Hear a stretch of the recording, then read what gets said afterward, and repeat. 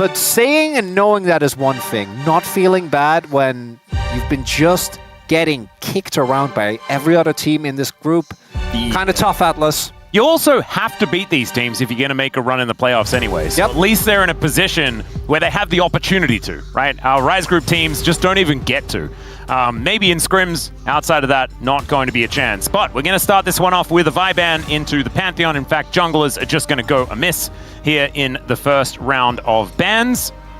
And Nongshim, what are they going to be angling for as far as the first pick? The most popular ones are, of course, Gwen, Azir, that has just been banned away. It has to be B1 Zinzao, right, if they don't ban it? Probably. So they'd have to ban Varus here, I guess. Yeah, ban Varus, pick Zinzao one. But with Vi and Wukong both banned away, they're going to go, it's a Yunara first pick, 100%. Yeah, and Varus is going to go, so it's Yunara or not. I actually think giving over Yunara is better. Okay, they ban it. I actually think giving over Yunara is better than giving over Zin to Oner. That's where I'm at with that champion at the moment. Well, the Trundle is a decent matchup into it, so I guess they're just going to go with that one instead to try and answer. I can respect that. We also will see what Gwen Zinzao here for T1. Yeah, or Talia Zinzao, something like that. Could be one of those options here for T1. You could also just lock Aurora. Aurora Zen is also I really like the early Aurora because it kind of dissuades them from picking Gwen. And it also allows you to still pick it up later. Well, Orianna Nocturne. Interesting. Too. Okay. I'm not crazy about it, but I don't mind it either. T1 has been prioritizing the Orianna extremely highly. Orianna Jarvan could actually be cool as well, but instead it will just be Orianna Nocturne. Yeah, I think Jarvan kind of had the same issues into Trundle that Zinzao does, even though he has a much easier time getting away from the Trundle. They are both Demacian princes. Very true. Wait, what? Aren't they? Is Zinzao Prince? Oh no, he's sort of like I don't know whether he might be he's royalty. Got princely vibes. He definitely does. Yeah, he is. I'm gonna just call him a Demacian prince. Is this just because of? Is this because of Mulan? Is that where we're? No, that just means he's a man. Yeah, fair enough. As the Rumble comes in here for King, and to no surprise, does mean that we'll probably see Doran just say, okay, well, I'm going to get beaten, but that's fine. And he'll be playing into a rough matchup. It's also the blue side Rumble, which we do like. It's Calyx. I really like the Galio, even though your laning phase is a bit rough. The benefit of this is that it also is a future pick away, right? Like, I think that T1 really have shown us, even very recently in the Gen G series, what they can do with Ryze. Not giving Ryze over to T1 in a future draft is a big win.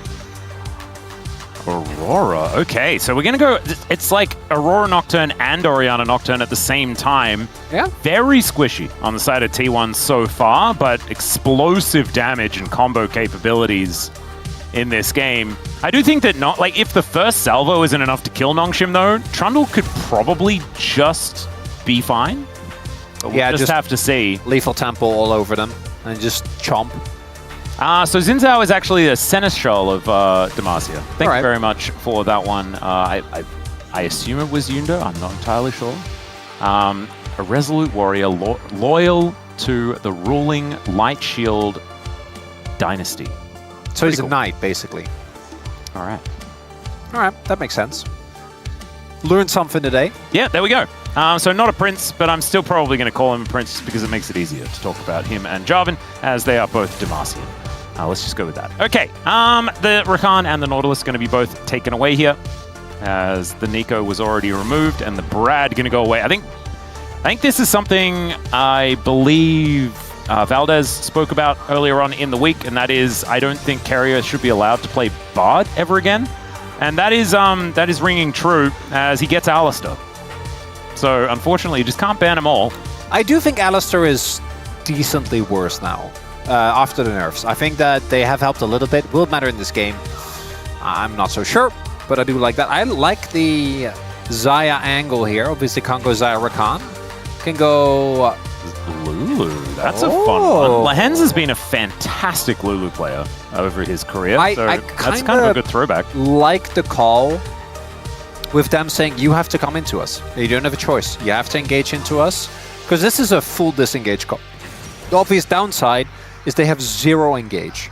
They have pillar. Yeah. That's about it. The Kaiback is... Let's get onto the Rift, game 1.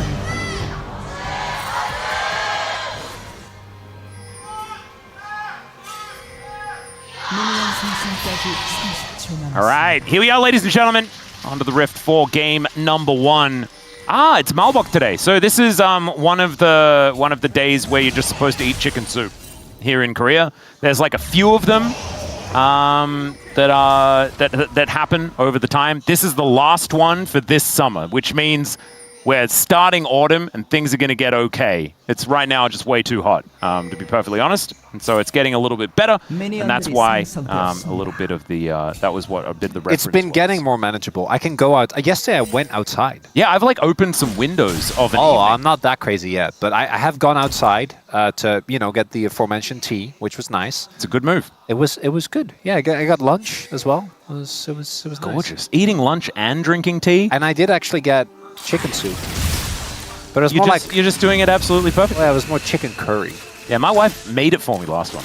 The last nice. Malbok. That was it was very, very delicious. So I guess that's what you're... I've got a photo of it actually. Do you want me to show you? I can't actually show chat. No, I'd love I to can show see it. you. Yeah, it's fine. I can describe it for chat. Yeah, you just pick up the Yeah, it's fine. So I do want to go over the lanes through. a little bit. I would expect top lane to be obviously favored for the Aurora. I don't think this is quite as lopsided the matchup as the Gwen is, because Rumble does have a little bit more Here it is. potential.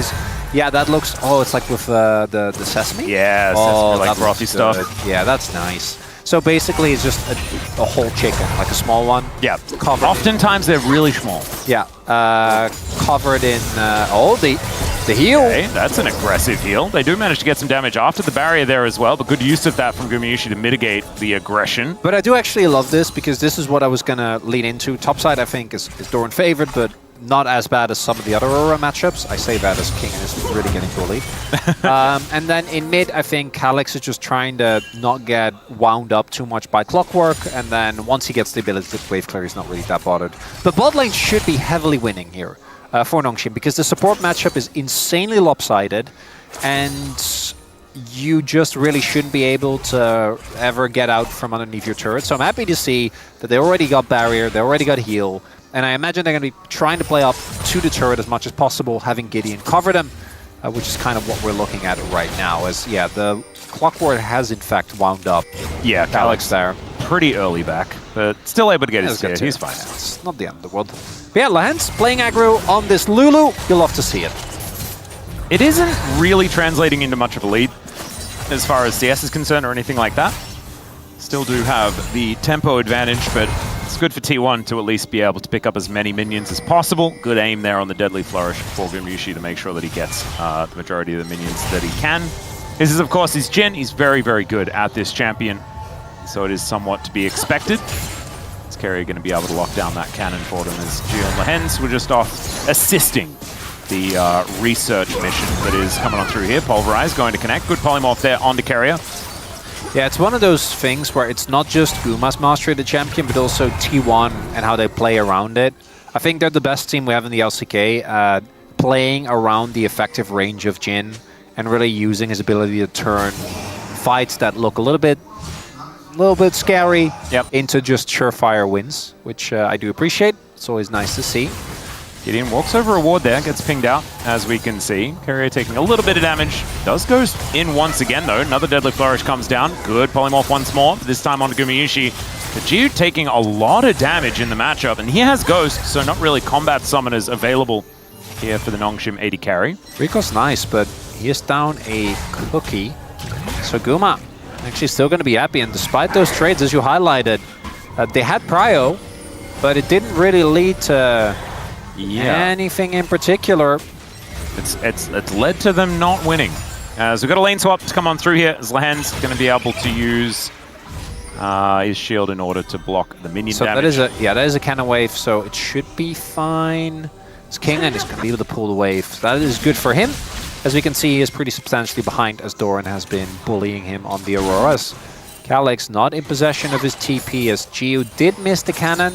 We'll be able to pick up most of the wave, and yeah, the early Prio, I think going the way we expected, with exemption of bot that I think is going Yeah, the tempo vibes are pretty T1 favored right now. Which were the tempo vibes not already in favor of going into the series? Or do the tempo vibes start?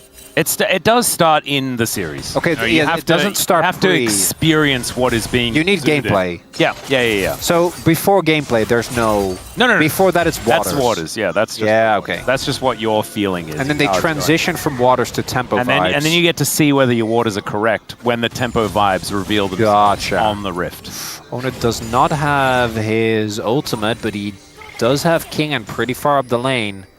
He is being very patient here as he waits on this control ward. Gideon looking for his opportunity as well as Faker immediately sniffs that out. So Oner knows that he has a window here. Oh, and he feels safe as well. Yeah, Kingin going to be walking up here as there's the ulti from Doran. The flash out immediately there from Kingin. But Oner just decides that he's not going to reveal himself. So in the end, Kingin just looks kind of silly. But I think he knew that Oner was in the area, which is why he's not going to take any risks. He does use that flash to escape. Good read there from Nongshim. I'm not sure if they actually spotted him earlier. Like maybe he walked past the ward or if they'd just been tracking him well. But yeah, the fact that Kingin flashes there, Kingin flashes there immediately means that there isn't actually the necessary damage without the ultimate for Oner to take him down. They also knew that Gideon was in the area. So if they go onto the Rumble and they take too much damage, then Gideon can come in and clean up. So T1 not wanting to run that risk. Well, Equalizer just going to come through here. A bit of a tempo ult from Kingin. Notice that Doran doesn't have his ultimate as well, so actually kind of feels all right to use it here just to clear out the wave. Isn't going to be using it to go for a back or anything like that, so it doesn't get a massive amount of value for utilizing it. Still, should be fine. You got a decent amount of damage onto True. Doran. All right, flash up Pulse does come on through here. There's the Paranoia right on top of the Lulu, and she has nothing to do. Wasn't even able to press any buttons, as you can see. Had teleport, unfortunately, so not able to utilize it. And so that is just first blood going over to the Nocturne, and Oner making that Paranoia work like he always does.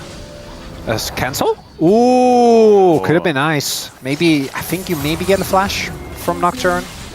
We'll see, but Lance is able to TP back. That's nice at least. A little experience there for Geo, but it's obviously Oner that's going to be very happy with this turn of events. Lance did not have flash, had teleport instead, and also did not have level 6 as Oner. Yeah, there is a pillar coming on through here as there's a Realm Warp over. Secured by Gideon. Quite nice. Uh-oh. Yeah, Command Dissonance coming on through. There is the curtain call as Calyx tanks the first one. Gideon picks up the second. And there's the headbutt forward from Keria. Finds the double pulve. And now T1 are closing in. Down goes Calyx. And the Unbreakable Will is there for Keria, so they can't actually get any meaningful damage back. It does wear off. Takes a bit of damage there from the Feather recall. But still, T1 just having all the answers in this early game. Might not be done. All right, Polymorph is pretty good there onto Oner, who does just flash on top of Gideon. Deadly Flourish is blocked, but Gideon is still dead. Faker grabs that one. That is going to be Feats of Warfare. And at least Gio's getting some damage back on Gumayusi, but unfortunately it's just already over. And Keria's teleporting behind Kingin as well. Equalizer goes down. There's another Between Worlds to be thrown through here for Doran. And Harpoon not going to land. Headbutt Pulve holds him in place. And T1 4-0 in this early game. Oh, they're just better. They're just better, Atlas. Yeah. We can say it in many ways, but that whole sequence, they just got outplayed. So it starts off with an attempted play. Oh God, Keria. Keria, chill. Okay. You don't have to win 3 lanes. Just 2 is fine. Just 2 is fine. No. Okay. There's no flash on Calyx. He has walked away. But maybe he's still... No! There's the headbutt. I mean, Calyx is nowhere he can go. Does have a phase rush. Keria wanting to get on in here once again. Deadly Flourish will be avoided, but because he avoided it, he still gets hit by that Pulverize. Still able to get himself underneath the turret, so flash or no flash, he's still kind of okay. Well, he lives, so I don't have to be too sad. But I'm still kind of sad because now Hextech... oh dear. The Hexblade has been done. Yeah, thank you. So I like the idea behind this. You Realm Warp in, you have your bot lane roam first, but Oner's just fine. He doesn't even need to flash. They're a little bit too early on the play. And then watch this. Keria just leisurely waiting, then knocks back Calyx, into the Gino. Shockwave as well. And then he's forced to flash out, which doesn't work. And then right here, Oner, who did have a misstep on his Zinza, or on his Nocturne rather, against Gen G this time around. Full confidence. And it's again, I'm keep telling you, T1 with Jhin makes so many of these type of plays on the map. And then the fact that Keria set up the topside play wasn't enough. He then TPs to bot. Yep. To kill Kingen. And then immediately walks mid. And yes. And then almost kills Calyx again. And if the game wasn't already over, it would have been more really over. And I don't want that to be the case. You know, it's a 2.5k gold lead, but it is a 2.5k gold lead at 11 minutes. And the Nongshim composition, I think, is reliant on not losing full control, because I think that they can have a decent time, like, reclaiming territory, but they can't force. Like, this composition can't really force things because of, well, they don't have engage. Yeah. So you do need to have a semblance of control so you can push out your lanes and be in an objective and then contest. Well, there is a Shockwave, Headbutt, Pole, Paranoia, and a Wild Growth is there to answer. The fear comes in, and he actually had Phase Rush, so it actually gets him so far out. And Jiu is able to lock down the kill onto the Nocturne. Nongshim are at least on the board. And there it is! The composition working as intended. Lahens with a really good read there of what Oner was trying to do. Oh my goodness. Yeah. It does a lot of damage. Just an Archangels, and is very, very frightening. Doran able to walk out of the way of Gideon here. Top lane Aurora, man. It's hard to kill. It's hard to kill. As we take a look here, Shockwave into combo, but the Wild Growth in particular just takes him away, and there, as you highlighted, Phase Rushed and feared up. Very funny as he's just hightailing it out of there. It feels so unfair. It does. A kill going over to Chiu is actually a big deal as well, which you love to see. Oh, well, Kingen is going to kill another wave. That he is. The Rumble is, it's not end of the world. Kind of have to try and make plays like this. Is really scary. Woo. Jiu is feeling himself right now. One item apiece for both of our 80 carries, but it is just some brown socks for Gumayusi, and some actual shoes there for Jiu. And in these type of instances where Nocturne all-ins is all Kingen. All right. There's no TP or no ult for Doran. Finds one of the harpoons. Flame Spit is good, and he silences himself to silence Doran. That is the solo kill coming through from Kingen. Great teleport in to capitalize on the overextension. Nongshim, that's 2 in a row. They are closing the gap, slowly but surely, I guess. Signs of life. You love to see it. Nongshim, both through individual plays like King and Dare, and team plays like the one in mid, actually getting a good amount of value. Yeah, my main worry for Nongshim is that, again, I think that they're doing a good job of pulling the game back, but with the Aurora as well as with Faker, and the Jhin, they can kind of get poked out. There's a Shockwave onto Lahens. Faker's just running after him. The command attack doing so much work. Faker's Orianna is just doing more damage. He's not even doing like the big damage build. Yeah, it's just a Seraphs. He is also shockwaving on cooldown, which I do appreciate. That is kind of funny. Yeah, but like even all of his just his Qs and Ws just hidden. My goodness. Okay, I'm gonna check this one out one more time. Kingen does the thing where he just teleports in and kills Doran. Yeah, even with Doran sidestepping the harpoon, doesn't quite matter. That's a big amount of gold there for Kingen as Realm War play towards bot. Yeah, Doran gonna be able to get himself a plate right as they fall off, and then just bounces over the kennel. Very nicely done. So Doran's still pretty happy at this point in time. Level 11 does have a couple of points in that ulti. So the Aurora is eating good. And we've seen T1 go for exactly those type of Realm War plays as Doran. All right, well, Doran's just going for it once Run, again. Lahens! And let's see, Lahens is going very fast. Does have Ghost that he did steal away out of the spellbook. All right, Keria moves over. I'm trying to think, did Lahens and... Oh. Okay, that's a lot of damage onto Jiu, as my goodness, that 4th shot, they might be able to get the Featherstorm, and in fact they do, as Jiu does get out of vision, and so will be able to live, but had to invest the ulti, as Gumayusi now at full health will have full control of this mid lane. Yeah, I was trying to think of what was the... Like, obviously they played together in, what was it, 2022 Gen G? Lahens and Doran. As Yes. Lehens was like gunning for him. And then what? The other one was it just Griffin before that? Yeah, would have been. They have certainly known each other for quite some time. So many of our players have played together in so many different instances as well. I always love thinking about like all the different lines you can draw. Yep. It's very enjoyable.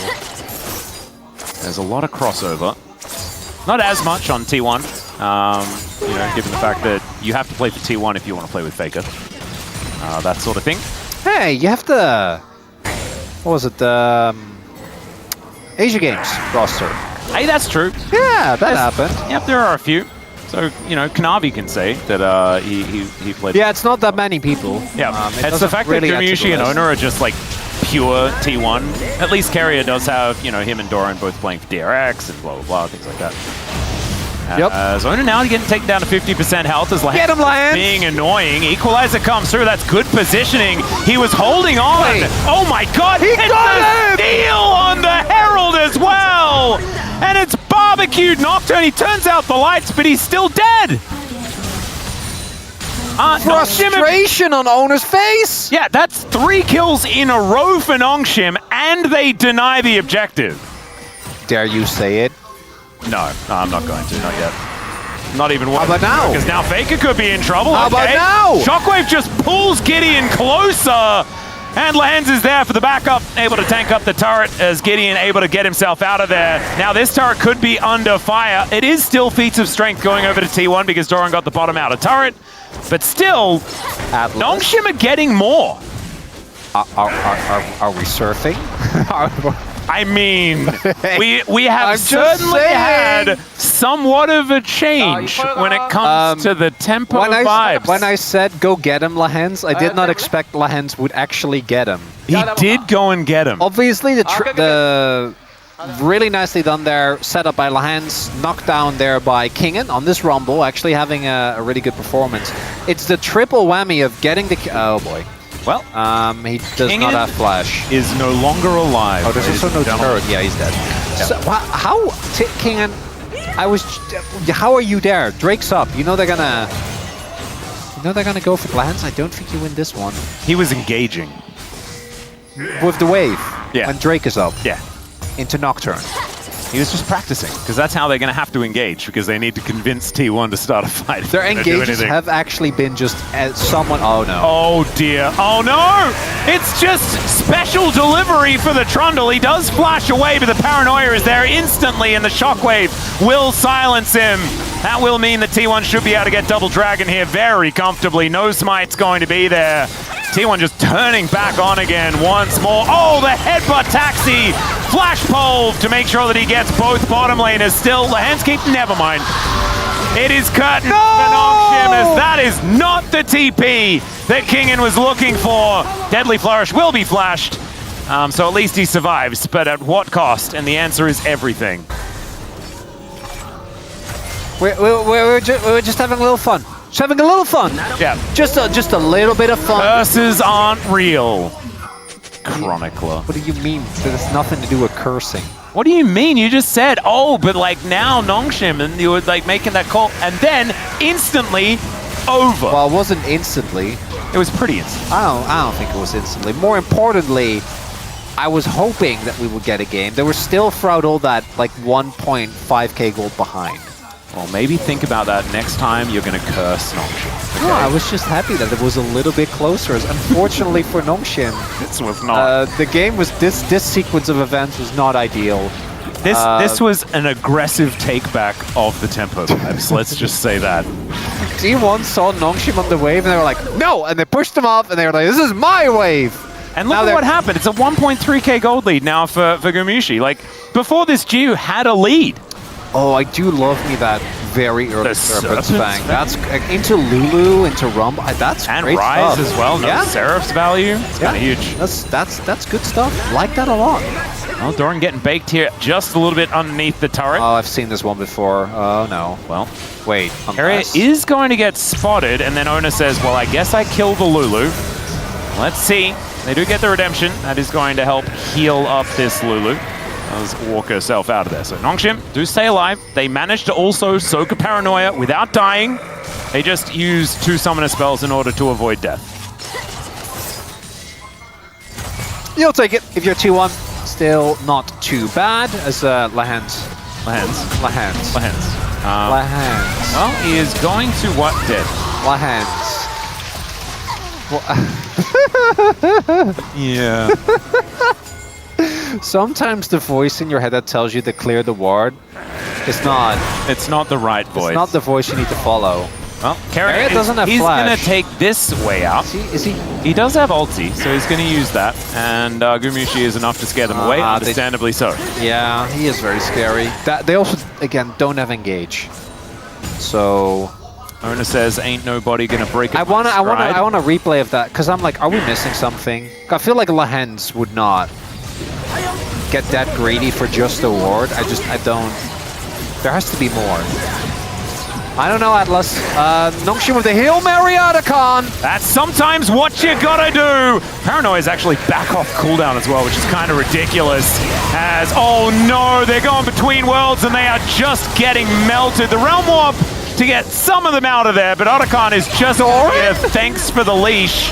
As Doran really felt like Nongshim deserved something, as Deadly Flourish will be avoided. Nongshim are at least able to get out of their own play. Oh no. Never mind. Oh, never mind. Oh god.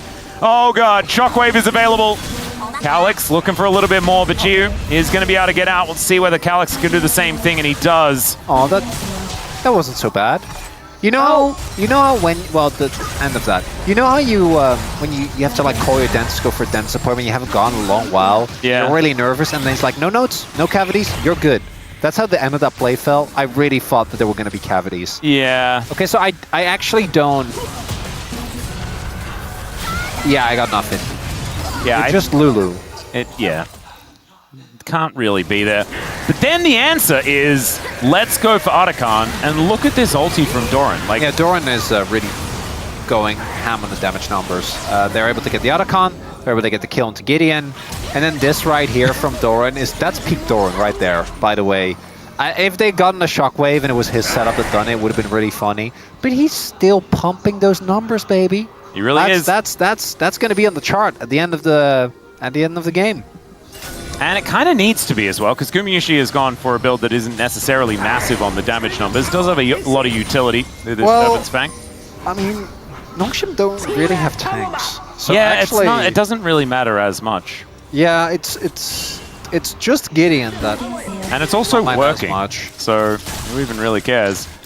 As Lahens, once again, standing a little bit too close to the bad guys, which is somewhat daunting. Oh, Keria will face check. But then he just flashes in. Shockwave going to connect onto 2.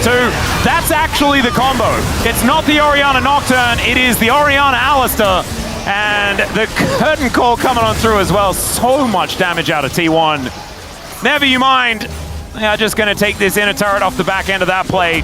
And it felt like the tempo vibes had switched. But I imagine the T1 fans were like, no. T1 were just having a bit of fun in the mid-game. Atlas, I'm not going to lie, I think even we knew it was a bit of a stretch, but we wanted to believe, because it would have been fun. It would have. The game is no longer in that realm. As Calyx maybe gets a turret? I think Doran just ulted for a cannon. That's what it kind of felt like. I thought Calyx was going to ult out, but I guess he just phase rushes it off. Just walks away. I respect it. It is still going to be an inner turret, so a bit of money going back towards Nongshim, but a bit of money is not enough to alleviate this 7,000 gold lead.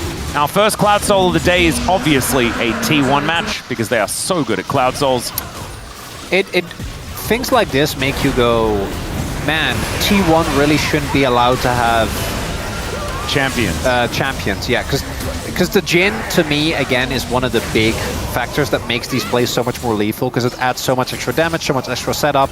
But then you look at oh god. Oh, well, got the crab, which is pretty cool. Headbutt does get Gideon out of there. Lahens, 5 seconds on ulti. Thankfully, Gideon is going to be able to make it out.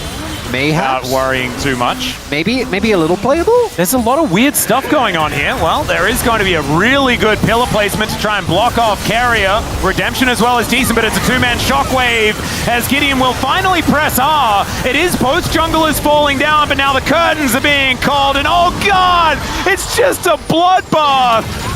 As T1, yeah, Doran just going to bounce on over. Misses one of the buttons pretty ridiculously, but it is no worries at all. It is only Kingen left alive. And Baron now going to be attempted here by the bottom lane It's at T1. Jhin, guys. They need help. Yeah. Keria may just die to Baron. They can't do...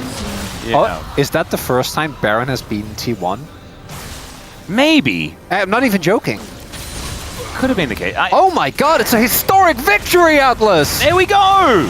So the PvE aspect of the game has been too much. Thankfully for T1, the PvP has been quite comfortable. The PvP has been going well. Yes. As even this fight, if the goal was slightly closer, this might have been an angle, right? You actually separate some of the members, but then this shockwave right here forces the ultimate, hits two other people, and then Gio gets to do a little bit of damage, but yeah, the damage of Doran and Faker is just way too much. And again, my whole thing was going to be, I can't believe that they gave Guma Jhin. Oh dear. And then, yeah, King is dead. Yeah, he is very dead. Flashed prior to that. Right, you can look at it and go, how could they give Oner Nocturne? But like, I think T1 and Gen.G both have reached this level where you can say that about too many champions. So there always will be champions. Yeah, this is the problem, and it goes back to what I was saying that was mentioned by Valdez earlier in the week, and that was you can't give Keria Nico or Bard. Which is, both of those statements are true. Yeah, but you also can't give him Alistair. You definitely can't do that. That's just, that's illegal. Gio is just likely dead to Doran here as Featherstorm comes down. They do manage to get the Wild Growth to land on him before he is very dead, as they outrange the Curtain Call as well, but the Paranoia still comes down. Another Pulverize to set up onto Calyx. He goes golden to try and absorb it, but now Gumayusi just gets in range to auto-attack him, and down goes the Rise very comfortably. Run, Lulu, run! Oh god, he was seen. He was seen by the minions! They know! Okay, Lahans. Yeah, let's see whether he can actually Lahans knows. Do some weird stuff here, as that is the first LCK support to reach 500 kills, and he's on Alistair! 1-0-16. Not bad. 17 out of 19 on the kill participation as well. It's a pretty good number. As Kingen is back, he wants to try and get some barbecuing done onto Keria, but it doesn't really. You know, there are games when a player would get previously a POG after a performance like this, and sometimes you go, God, that was a narrative vote. You know, oh, it's because he got. No, in this game, you can't say. You would not be able to say that. I think even if Keria just chain feeds in the next game, I'm still giving him POM. Because this Alistair performance, this is what Mata used to do. And it's very cool because now he's coaching. He actually won 3 lanes. Yeah, and this is what Mata used to do. It was just like, nope. And oftentimes it was after they've lost a game or something like that, as T1 will take down the Nexus. And then he just wanders around on the cow,